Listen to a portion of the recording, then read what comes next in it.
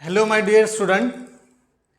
आज हम देखने वाले हैं हमारे जो क्लास 11 का जो फर्स्ट टॉपिक है वो आज हम देखने वाले हैं जो है some basic concept of chemistry, या इसी टॉपिक को मोल कॉन्सेप्ट भी कहा जाता है। ठीक है, क्या है? Some basic concept of chemistry या मोल कॉन्सेप्ट।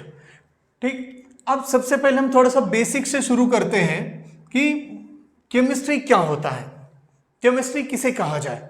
ठीक है, कि अभी तो आप 10th तक पढ़ के आए हो। ठीक है, अभी रिसेंटली पास आउट हो गए, अब एग्जाम दे के आ गए हो। ठीक है, तो आपको जो 10th तक जो था वो था आपके लिए साइंस। ठीक है, 10th तक आपके लिए क्या था? साइंस था। साइंस में आपको फिजिक्स, केमिस्ट्री, बायोलॉजी ऐसे नहीं था। अगर फाउंडेशन कोर्स किया है तो आपको वो अलग अलग होगा।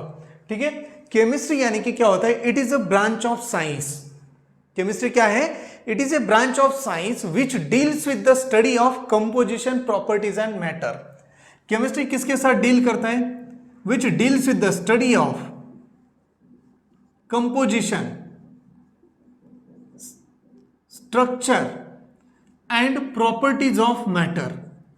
ये जिस सब्जेक्ट में इन सारे प्रॉपर्टी के बारे में, स्ट्रक्चर के बारे में, कंपोजिशन के बारे में इनसे डील करते हैं, उसी सब्जेक्ट को हम कहते हैं केमिस्ट्री। ठीक है, अब केमिस्ट्री में भी 3 पार्ट आ जाएंगे, फिजिकल, ऑर्गेनिक, इनऑर्गेनिक, जिसमें से फर्स्ट टॉपिक है फिजिकल केमिस्ट्री का। ठीक है,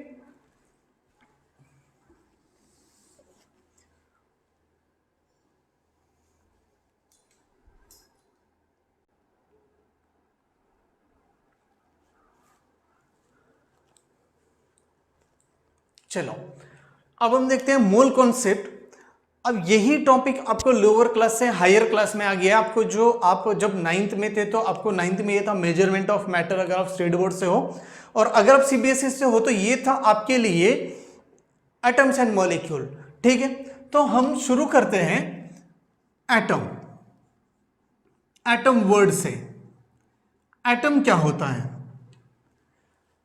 क्या हम एक एटम को देख सकते हैं? एक एटम को हम देख सकते हैं क्या? क्या एक एटम को मेजर कर पाते हैं क्या? नहीं। फिर क्या होता है? Atom the smallest. एटम कैसा है? द स्मॉलेस्ट, इंडिविजिबल, जिसे डिवाइड नहीं कर पाएंगे।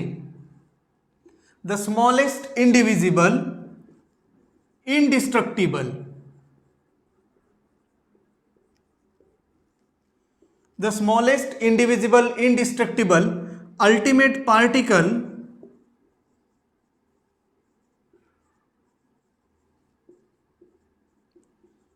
of matter called atom. Atom क्या है? The smallest, indivisible, smallest यानी कि बहुत स्मॉल है, it is tiny particle. The smallest, indivisible, जिसे डिवाइड नहीं कर पाएंगे, जिसे डिवाइड नहीं कर पाएंगे। याद रखना, ये डाल्टन्स एटॉमिक थ्योरी में आएगा, आगे जाके डाल्टन्स एटॉमिक थ्योरी में ये आएगा।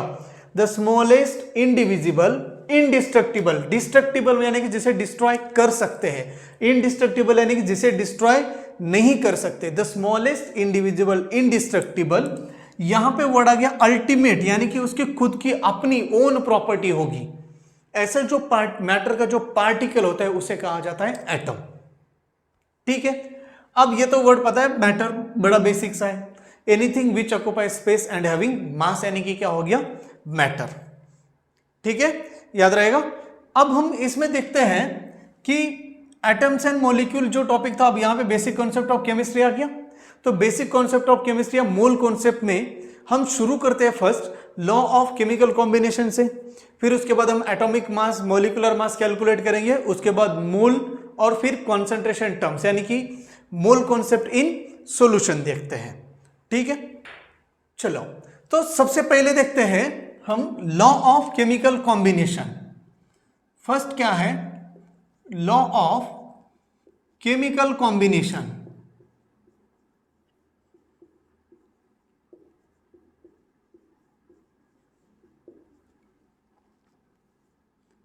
Law of chemical combination.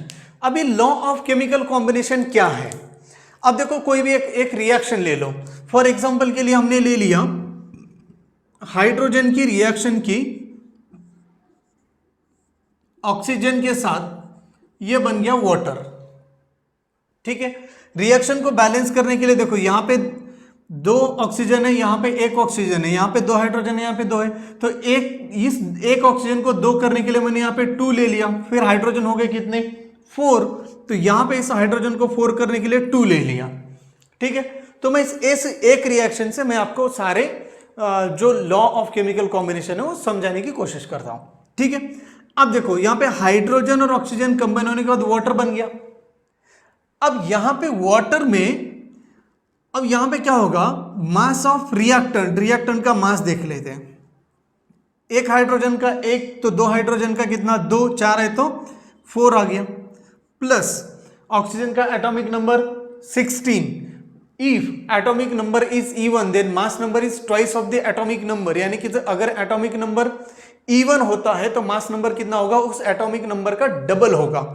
And if the atomic number is odd then the atomic mass number is twice plus one of the atomic number, यानी कि अगर एटॉमिक नंबर ऑड होगा तो atomic mass number atomic number का double plus one होगा। ठीक है, अब देखो यहां पे इवन है तो एटॉमिक नंबर 8, मास नंबर 16, एक ऑक्सीजन का 16 तो दो ऑक्सीजन का 32। ठीक है, तो टोटल कितना हो गया, ये हो गया 36।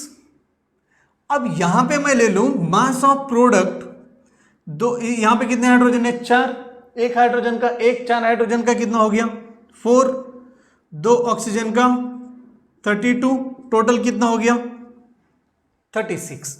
यानी कि देखो mass of reactant is equal to mass of product आ गया। ये है फर्स्ट लॉ। फर्स्ट लॉ क्या बोलता है कि mass of reactant is equal to mass of product होगा। ठीक, हमें डिटेल में पढ़ेंगे, पहले समझ लो कि क्या है। और यही केमिकल रिएक्शन दूसरा भी लॉ फॉलो करता है, जैसे कि वाटर में H2O में हाइड्रोजन और ऑक्सीजन का मास रेशो क्या होगा। हाइड्रोजन का मास नंबर 2 है, यहां पे दो हाइड्रोजन इसलिए, ऑक्सीजन का 16 यानी कि 1:8 हो गया। ठीक है, यानी कि जब भी हाइड्रोजन और ऑक्सीजन 1:8 रेशो में कंबाइन होंगे तब जाके वाटर बनेगा। ठीक है, चलो अब हम वन बाय वन लॉ देखते हैं कि लॉ ऑफ केमिकल कॉम्बिनेशन कौन से है। यानी कि लॉ ऑफ केमिकल कॉम्बिनेशन क्या है कि all chemical reaction occurs by the certain laws known as law of chemical combination, यानी कि जितने भी केमिकल रिएक्शन है कोई ना कोई लॉ फॉलो करता है, उसी को क्या कहेंगे, लॉ ऑफ केमिकल कॉम्बिनेशन। ठीक है, याद रहेगा लॉ ऑफ केमिकल कॉम्बिनेशन क्या है कि ऑल केमिकल रिएक्शन, नोट कर लेना साथ में, all chemical reaction occurs by the certain laws known as law of chemical combination. ठीक है, अब जिसमें से फर्स्ट लॉ देखते हैं। फर्स्ट लॉ है law of conservation of mass, law of conservation of mass. अब यहां पे जो वर्ड है कंजर्वेशन, इस कंजर्वेशन वर्ड का मीनिंग क्या है, कंजर्वेशन यानी कि होता है कि सेव करना। हमें किसे सेव करना है, मास को सेव करना है। हमें किसे सेव करना है, मास को। यही सेम लॉ यहां पे मास की जगह पे एनर्जी आके आपको थर्मोडायनामिक्स में आ जाएगा, जो हम आगे जाके पढ़ लेंगे। ठीक है, तो law of conservation of mass क्या है, it is given by Antoine Lavoisier. It is given by Antoine Lavoisier. क्या मानना है एंटोनी लेवाइजर का, इन ए केमिकल रिएक्शन, या हम इसे बोले इट स्टेट्स दैट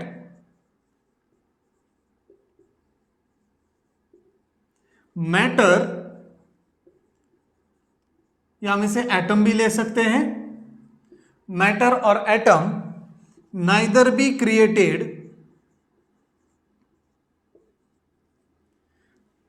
एटम और matter neither be created nor be destroyed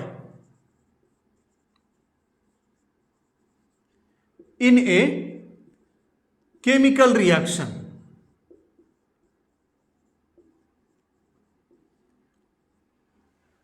क्या हो रहा है, मैटर और एटम ना क्रिएट हो रहा है ना डिस्ट्रॉय हो रहा है, neither be created nor be destroyed in a chemical reaction, that is, फिर केमिकल रिएक्शन हो कैसे रही है, फिर क्या होगा, that is mass of reactant is equal to mass of product होगा। ठीक है, समझ में आ रहा है? Law of conservation of mass क्या बोलता है? Law of conservation of mass it is given by Antoine Lavoisier. ठीक है, law of conservation of mass it is given by Antoine Lavoisier. क्या मानना है? Matter neither be created nor be destroyed in a chemical reaction, that is mass of the reactant is equal to mass of the product. ठीक है, for example के लिए ले ले, for example decomposition of limestone. Limestone यानी कि होता है CaCO3।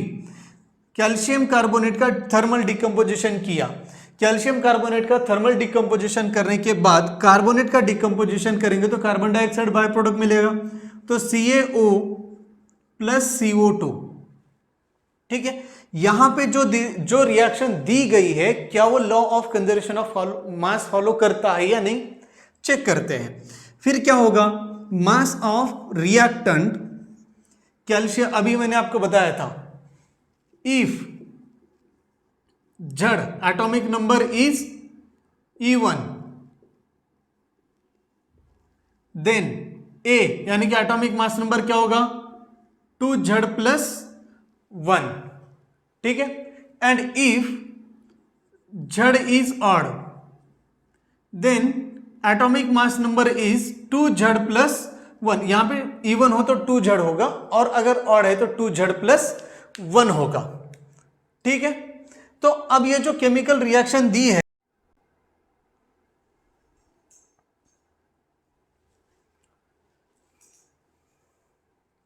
ठीक है, ये समझ में आ गया कि ये क्या एटॉमिक नंबर अगर इवन हो तो मास नंबर कितना होगा डबल, और ऑड हो तो मास नंबर कितना होगा डबल प्लस 1। यानी कि अब यहां पे कैलकुलेट करते हैं कि मास ऑफ रिएक्टेंट कितना आ रहा है। कैल्शियम का एटॉमिक नंबर कितना है 20, तो मास नंबर डबल यानी कि कितना हो जाएगा 40।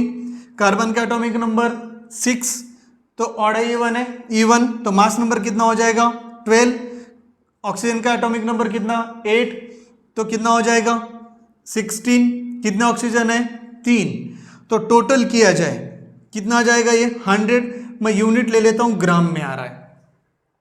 ठीक है, तो रिएक्टेंट का मास कितना आ गया 100 ग्राम। अब सेम यहां पे मास ऑफ प्रोडक्ट निकालते हैं। मास ऑफ प्रोडक्ट क्या होगा, कैल्शियम का एटॉमिक मास नंबर 40, ऑक्सीजन का 16, कार्बन का 12, ऑक्सीजन का 32। यहां पे 2 ऑक्सीजन इसलिए 32, एक ऑक्सीजन का कितना होगा 16। टोटल एडिशन कर लो, ये आ जाएगा 100। मैं यूनिट लेता हूं ग्राम में। ठीक है, तो रिएक्टेंट का मास कितना था 100 ग्राम, प्रोडक्ट का मास कितना है 100 ग्राम। यानी कि mass of reactant is equal to mass of product. Hence the decomposition of limestone follows the law of conservation of mass. यानी कि अगर रिएक्टेंट का मास और प्रोडक्ट का मास सेम होगा तो वो जो रिएक्शन है वो रिएक्शन क्या करेगा, वो law of conservation of mass follow करेगा। ठीक है, नोट कर लेना। चलो हो गया, ये क्या होगा डीकंपोजिशन ऑफ लाइमस्टोन। चलो नेक्स्ट देखते हैं कि सेकेंड एग्जांपल, फॉर एग्जांपल के लिए हमें HCl की रिएक्शन होगी NaOH के साथ, हाइड्रोक्लोरिक एसिड की रिएक्शन होगी NaOH के साथ, प्रोडक्ट क्या मिलेगा, यहां पे ये होगा NaCl प्लस H2O। ठीक है, NaCl प्लस H2O। अब देखो, अब हमें इस रिएक्शन को प्रूव करना है कि ये reaction law of conservation of mass follow करता है। ठीक है, कैसे, अब मास ऑफ रिएक्टेंट निकालेंगे। हाइड्रोजन का मास कितना है 1, क्लोरीन का 35.5। ठीक है, टोटल कितना हो गया 36.5 HCl का मास हो गया। ठीक है, अब NaOH का प्लस सोडियम का एटॉमिक नंबर कितना है 11, ऑड है इवन है, ऑड है। अगर एटॉमिक नंबर ऑड होगा तो मास नंबर कितना होगा डबल प्लस 1 यानी कि कितना हो गया 23। ऑक्सीजन का कितना एटॉमिक नंबर 8, तो मास नंबर 16। हाइड्रोजन का 1, ये टोटल हो गया कितना, करो फास्ट, ये हो गया 40। ठीक है, अब ऐड कर लो, ये कितना आ जाएगा 76.5, मैं यूनिट ले लेता हूं ग्राम, ठीक है 76.5 ग्राम आ रहा है मास of reactant.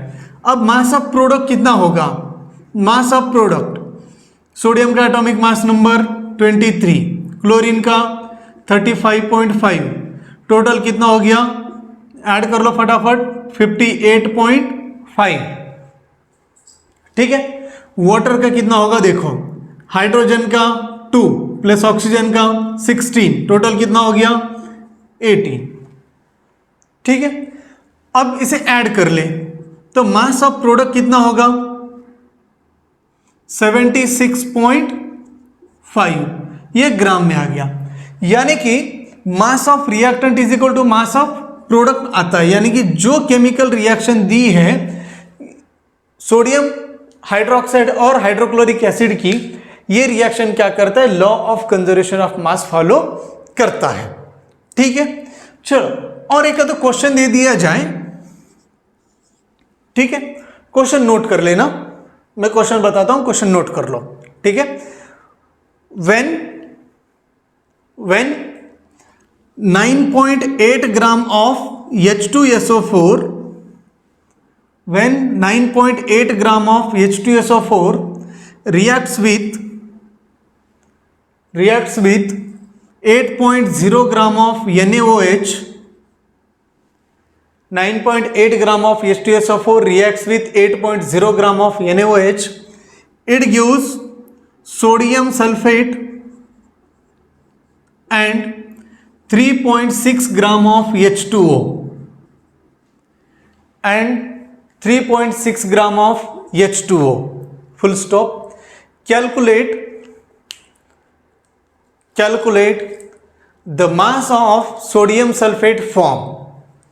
Calculate the mass of sodium sulphate form, यानी कि सबसे पहला काम क्या करना है हमें, सबसे पहला तो कि जब भी आप वर्ड इक्वेशन से वर्ड से इक्वेशन लिखो रिएक्शन, तब क्या करना है कि सही से रिएक्शन लिख दो पहले, फिर रिएक्शन को बैलेंस करके लेना है।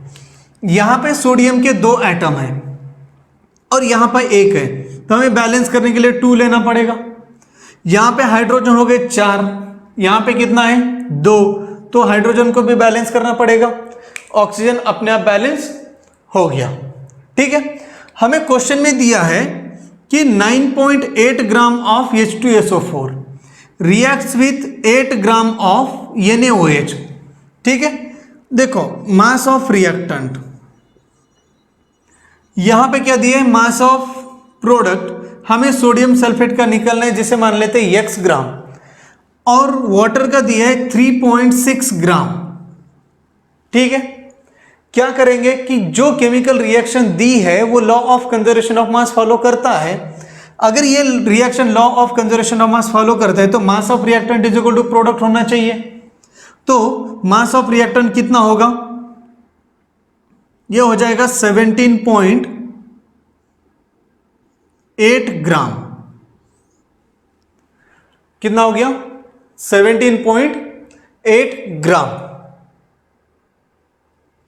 ठीक है। अब मास ऑफ प्रोडक्ट निकालना है, अब मास ऑफ प्रोडक्ट x का निकालना है, तो ये कितना हो गया x प्लस 3.6 ग्राम। अब हम क्या करेंगे, mass of product is equal to mass of reactant is equal to mass of product लेंगे, यानी कि 17.8 gram is equal to x plus 3.6 gram. तो क्या होगा, x is equal to 17.8 gram minus 3.6 gram, ठीक है। कितना आ गया देख लो, बोलो कितना हो गया, 14.2 ग्राम। देखो सॉल्व कर लो, कितना हो गया 14.2 ग्राम, ठीक है। समझ में आ रहा है कि नहीं, कि law of conservation of mass यानी कि सिंपली क्या है कि रिएक्टेंट का मास और प्रोडक्ट का मास क्या होगा, हमेशा सेम होगा, ठीक। अब ये जो लॉ है, law of conservation of mass, law of conservation of mass is also called as law of indestructibility of matter.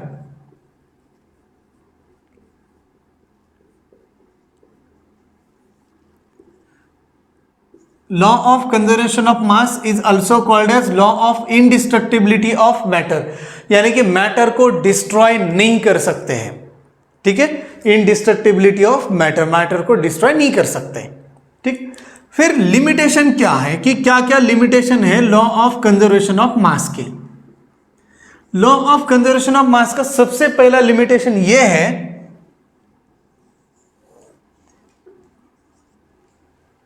Law of conservation of mass is not valid for nuclear reaction. क्या है? Not valid for nuclear reaction. क्यों नहीं होगा?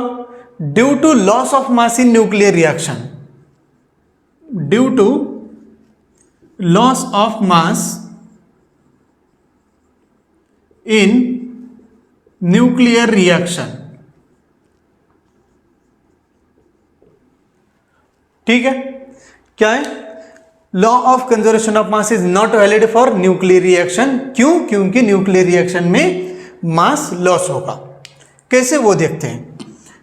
अगर हम helium की reaction, helium का atomic number 2, mass number 4, helium की रिएक्शन बेरिलियम के साथ करते हैं, atomic number 4, mass number 9।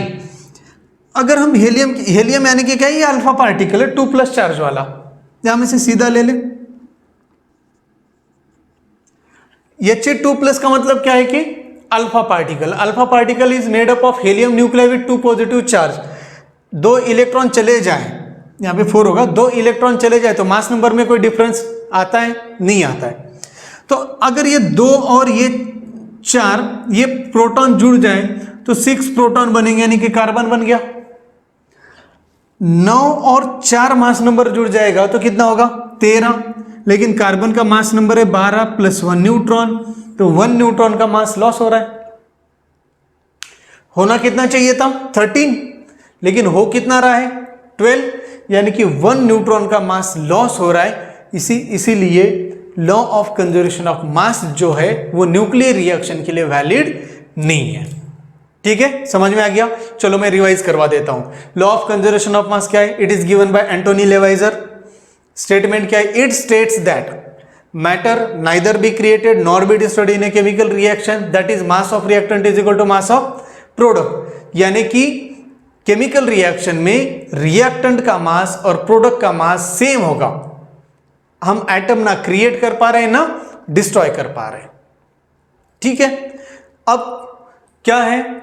Law of conservation of mass is also called as law of indestructibility of matter.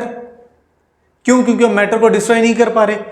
लेकिन लिमिटेशन क्या है कि मैटर को हम डिस्ट्रॉय कर सकते हैं, कहां पे? न्यूक्लियर रिएक्शन में। यही लिमिटेशन है। Law of conservation of mass is not valid for nuclear reaction. Nuclear reaction के लिए वैलिड नहीं करता। ठीक है, याद रहेगा? चलो, वेरी गुड, नोट कर लो। चलो, हो गया फर्स्ट लॉ। अब सेकंड लॉ देखते हैं। Second law of constant proportion, या इसी को कहा जाता है डेफिनेट प्रोपोर्शन, या इसी को कहा जाता है फिक्स प्रोपोर्शन।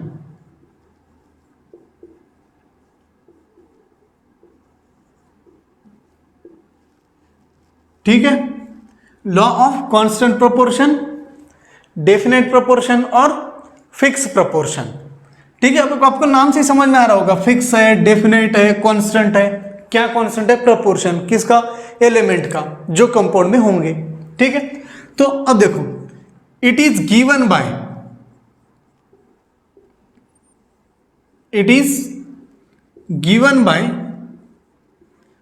Joseph Proust.